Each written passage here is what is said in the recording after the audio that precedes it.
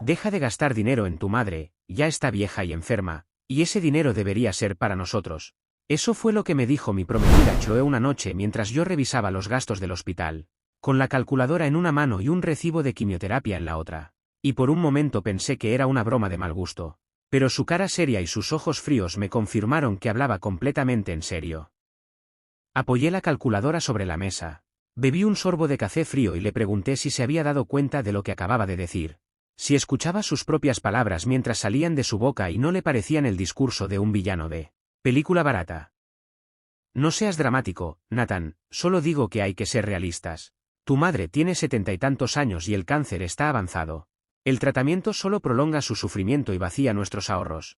Respondió mientras revisaba su teléfono con esa indiferencia que había estado mostrando desde que mi madre ingresó al hospital 3 meses atrás, como si el asunto no fuera con ella. Como si esa mujer que me había criado sola después de que mi padre muriera en un accidente laboral fuera un estorbo en su plan de vida perfecta. No le grité, no le reclamé, solo guardé los papeles en su carpeta. Apagué la luz de la cocina y me fui a dormir al sofá porque no soportaba la idea de compartir la cama con alguien que acababa de sugerir que dejara morir a mi madre por conveniencia económica. Esa noche no pegué un ojo, no porque el sofá fuera incómodo sino porque mi cabeza no paraba de dar vueltas a todas las señales que había ignorado durante los últimos 2 años, los comentarios pasivo-agresivos sobre las visitas al hospital, el mal humor cuando llegaba tarde porque mi madre había tenido una crisis, y ese día en que Chloe dijo que, tu madre siempre encuentra la forma de interrumpir nuestros planes. Como si el cáncer fuera una estrategia deliberada para arruinarle la vida. Mi madre se llama Ellen y es la persona más fuerte que he conocido. Una mujer que limpiaba oficinas por las noches mientras yo dormía y que estudiaba inglés en las madrugadas para poder ayudarme con las tareas del colegio. Y verla postrada en una cama de hospital con su cabello cayéndose a mechones y su piel amarillenta por los medicamentos era un golpe al estómago que Chloe no podía entender porque nunca había visto a su propia madre esforzarse por nada, ya que los padres de Chloe eran dueños de una cadena de tiendas de ropa y le habían dado todo en bandeja de plata desde que nació. Cuando la conocí, hace 4 años, me pareció encantadora con su risa fácil y su forma de ver la vida como una fiesta continua. Pero el encanto se fue diluyendo con el tiempo como un azúcar mal disuelto en café, dejando al descubierto un fondo amargo que yo había preferido ignorar por miedo a quedarme solo. El diagnóstico de mi madre llegó un lunes lluvioso, después de unos análisis de rutina que terminaron revelando un tumor en el páncreas que los médicos describieron con palabras tan largas y complicadas que parecían un conjuro, y desde ese día Chloe empezó a cambiar, primero de forma sutil, con suspiros cada vez que mencionaba los costos del tratamiento, luego con comentarios inocentes sobre lo caro que era todo, y finalmente con esta bomba que me lanzó en la cara mientras yo intentaba cuadrar números imposibles. No exploté en ese momento porque ya había aprendido que la paciencia es un arma más poderosa que la furia, así que decidí observar, anotar cada palabra, cada gesto, cada mirada, construir un expediente mental que me permitiera entender si lo que estaba viendo era un momento de estrés pasajero o la verdadera cara de la mujer con la que pensaba casarme. La primera semana después de esa conversación fue un ensayo general de lo que vendría después. Chloe empezó a quejarse de que pasaba demasiado tiempo en el hospital, de que descuidaba el apartamento, de que ya no salíamos a cenar ni a ver películas al cine como antes, como si mi madre estuviera internada por capricho y no porque unos médicos intentaban arrancarle la muerte del cuerpo con quimioterapia y radiaciones. Una noche, mientras yo preparaba una sopa para llevarle a mi madre al día siguiente, Chloe se plantó en la cocina con las manos en las caderas y dijo, he estado investigando y hay unos centros de día para adultos mayores con cuidados paliativos mucho más baratos que el hospital, podríamos trasladarla y ahorrar una buena cantidad de dinero. Dejé de remover la sopa, apagué el fuego y la miré a los ojos por lo que me parecieron siglos, aunque en realidad fueron apenas 10 segundos, y le pregunté si ella trasladaría a su propia madre a un centro de esos si estuviera en la misma situación. Chloe se encogió de hombros con una indiferencia que me heló la sangre y respondió, mi madre tiene sus propios recursos, no necesita que yo pague nada. Pero tu madre no tiene un peso partido por la mitad y nosotros no somos millonarios para andar gastando en tratamientos que probablemente no funcionen. La palabra nosotros sonó como una patada en el pecho, porque ella decía nosotros pero quería decir tú, porque todo el dinero que se gastaba en el tratamiento salía de mi bolsillo, de mis 2 trabajos, de mis horas extras y de mis días de descanso convertidos en turnos adicionales en la oficina. Esa noche, mientras ella dormía en nuestra cama, Yo me senté en el balcón con un cigarrillo a pesar de que había dejado de fumar hacía 5 años. Y me juré a mí mismo que no iba a permitir que nadie decidiera el valor de la vida de mi madre basándose en números de una calculadora. El punto de inflexión llegó una tarde de sábado, cuando mi hermana menor Lily, que vivía en otro estado, vino de visita sorpresa y encontró a Chloe revisando los documentos de la casa que mi madre tenía en su nombre. Una pequeña propiedad que había heredado de sus padres y que era el único bien que le quedaba después de años de trabajos mal pagados y sacrificios sin fin. ¿Qué haces con esos papeles?, preguntó Lily desde la puerta del estudio. Y Chloe cerró el cajón de golpe con una sonrisa nerviosa que no engañaba a nadie, diciendo que solo buscaba unas facturas que había extraviado. Pero Lily no era ingenua y esa misma noche me llamó por teléfono para contarme lo que había visto. Nathan, esa mujer está husmeando en las cosas de mamá como una urraca. Ten cuidado porque no me gusta nada su actitud. Me advirtió Lily con esa voz de hermana mayor que siempre supo más de la vida que yo. Y aunque quise defender a Chloe, las palabras no me salían porque en el fondo sabía que Lily tenía razón. Que las señales estaban ahí desde hacía meses y que mi ceguera era solo una forma cobarde de evitar enfrentar la verdad. Al día siguiente, confronté a Chloe en el desayuno, sin rodeos ni metáforas, preguntándole directamente por qué había estado revisando los documentos de mi madre sin permiso. Ella se puso a la defensiva de inmediato, con el ceño fruncido y la voz aguda, diciendo que no tenía por qué estar revisando nada, que ella era mi prometida y que todo lo mío era suyo, incluyendo los bienes de mi familia. Mira, Nathan, seamos honestos, tu madre no va a durar mucho y cuando se vaya, esa casa será tuya. Y si nos casamos, será nuestra, así que no veo nada malo en empezar a planificar el futuro desde ahora. Soltó con una naturalidad que me dejó sin aire, como si estuviera hablando de cambiar el seguro del auto y no de especular sobre la muerte de mi madre. En ese momento, todo lo que había estado acumulando durante meses hizo clic en mi cabeza como un mecanismo de relojería que, finalmente encontraba su lugar, y supe que no había vuelta atrás, que estaba comprometido no con una mujer sino con un proyecto de inversión disfrazado de amor. No terminé la relación ese día porque todavía quería ver hasta dónde podía llegar. Necesitaba tener todas las pruebas para que cuando llegara el momento de cerrar la puerta, no hubiera espacio para dudas ni arrepentimientos.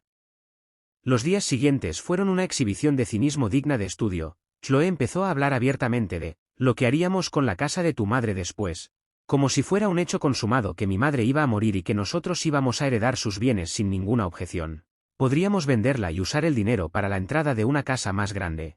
O tal vez alquilarla y tener un ingreso pasivo, decía mientras hojeaba revistas de decoración, señalando muebles que quería comprar con un dinero que aún no había llegado y que llegaría solo después de una muerte que ella daba por descontada.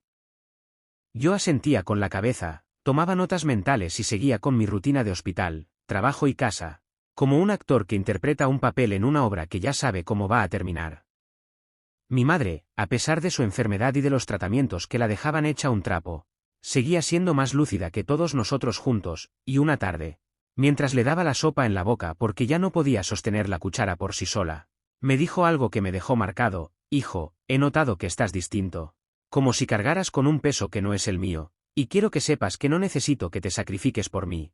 Tu felicidad es más importante que cualquier tratamiento. Apoyé la cuchara en el plato. Le tomé la mano con suavidad para no lastimar las venas marcadas por las agujas y le respondí que mi felicidad no dependía de dejar de cuidarla, que al contrario, ser su hijo era lo único que me mantenía en pie en medio de todo ese caos. Ella sonrió, una sonrisa débil pero genuina, y dijo: entonces esa chica no es la indicada. Porque el amor no se mide en billetes sino en presencia, y la suya se siente más fría que este caldo que ya se enfrió. El golpe final, el que me dio la certeza absoluta de que debía salir de ahí cuanto antes, ocurrió una semana después, cuando Chloe llegó al hospital sin avisar, vestida con un traje elegante y un perfume que invadía toda la habitación, y se sentó al lado de mi madre con una sonrisa tan falsa que parecía pintada con acrílico. Ellen, he estado pensando que quizás deberíamos hablar de tus últimas voluntades, ya sabes, por si acaso, para que todo esté en orden y no haya problemas después, dijo con una dulzura enfermiza. Y mi madre la miró como si fuera un insecto raro que acabara de aterrizar en su almohada. Mis últimas voluntades son asunto mío y de mis hijos, no tuyo, y menos ahora que todavía estoy viva y coleando, respondió mi madre con una firmeza que le agradecí en silencio, y Chloe se puso de pie de un salto, visiblemente molesta, murmurando que solo quería ayudar y que no entendía por qué todos se ponían a la defensiva. La acompañé al pasillo. Cerré la puerta de la habitación y la encaré con una calma que me costaba mantener porque mis manos temblaban como si tuviera fiebre. ¿En serio crees que es apropiado hablar de herencias con una mujer que está luchando por su vida?, le pregunté. Y ella me respondió con una lógica perversa que sonaba razonable en su cabeza pero que en la mía era un reflejo de su alma podrida. El futuro hay que planificarlo, Nathan, no podemos vivir como si el tiempo fuera infinito. Y tu madre es adulta, debería ser capaz de tener estas conversaciones sin dramatismos. Fue en ese momento, con el olor a desinfectante y a hipocresía flotando en el aire del pasillo, cuando decidí que iba a terminar todo, no con un portazo ni con un escándalo, sino con la estrategia de un jugador de ajedrez que mueve sus piezas en silencio hasta que el jaque mate es inevitable. El giro de la vida, ese que nadie vio venir, ocurrió 2 meses después, cuando los médicos nos llamaron a la sala de familias con una noticia que parecía sacada de una película de fantasía. Los tratamientos habían funcionado, el tumor se había reducido significativamente, y mi madre estaba en remisión, con una probabilidad alta de vivir varios años más con una calidad de vida aceptable. Lily y yo nos abrazamos llorando en la sala de espera mientras los médicos nos miraban con esa sonrisa cansada de quienes están acostumbrados a dar malas noticias y de vez en cuando disfrutan de una buena. Chloé, que había llegado tarde porque se le complicó con el tráfico, no mostró alegría en su rostro sino una mueca que intentó disimular como sorpresa pero que yo interpreté como decepción. La misma decepción que se siente cuando un negocio que dabas por cerrado de repente se reabre y amenaza con no dejarte dormir. Esa noche, en el apartamento, mientras yo preparaba una cena especial para celebrar la noticia, Chloé se sentó en la mesa con los brazos cruzados y una expresión que ya no necesitaba disimular porque estábamos solos. Bueno, supongo que tendremos que esperar más tiempo para lo de la casa, pero al menos tu madre está bien. Aunque no sé por cuánto tiempo porque estas remisiones a veces son engañosas, dijo, y la palabra engañosas fue la última gota que derramó el vaso que ya llevaba meses lleno hasta el borde. Apagué la estufa, dejé la sartén sobre la hornilla, y me senté frente a ella con la determinación de quien ha ensayado este momento 1000 veces en su cabeza. Chloé, esto se acabó, no hoy ni por lo que dijiste ahora, sino por todas las cosas que has dicho y hecho durante estos meses. Por tratar a mi madre como un estorbo y a su enfermedad como una oportunidad de negocio, le dije sin gritar, sin lágrimas, con la frialdad quirúrgica que ella había usado para hablar de la muerte de mi madre como si fuera un trámite bancario. Chloé se quedó en shock, como si no pudiera procesar que su plan perfecto se hubiera desmoronado. Y entonces pasó de la sorpresa al ataque con una ferocidad que me confirmó que había tomado la decisión correcta. ¿Me estás dejando a mí por tu madre, en serio? Vas a terminar solo y amargado, como todos los hombres que eligen a sus mamitas antes que a sus parejas, gritó mientras tiraba un vaso contra la pared. Y vi los fragmentos de vidrio esparcirse por el suelo como reflejos de una relación que había sido frágil desde el principio pero que yo me había empeñado en ver como irrompible. No respondí a sus insultos, no entré en su juego de culpas y reproches, solo saqué una maleta del armario. Le pedí que reuniera sus cosas y que se fuera antes de que tuviera que llamar a la policía para que la escoltaran fuera de mi casa. Ella se fue esa misma noche, con la maleta llena de ropa y la cara llena de odio. Pero antes de cerrar la puerta me lanzó una última frase que sonó más a confesión que a ataque. Nunca vas a encontrar a nadie que te quiera con esa carga que tienes, Nathan, y cuando tu madre se muera de verdad, vas a estar solo y te vas a acordar de mí.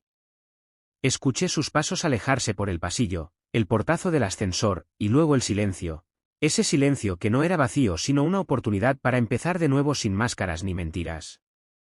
Los meses siguientes fueron duros pero livianos al mismo tiempo, porque por primera vez en años no tenía que rendir cuentas a nadie sobre cuánto tiempo pasaba en el hospital ni cuánto dinero gastaba en los tratamientos de mi madre, y la ausencia de esa presión constante era como respirar después de haber estado mucho tiempo bajo el agua.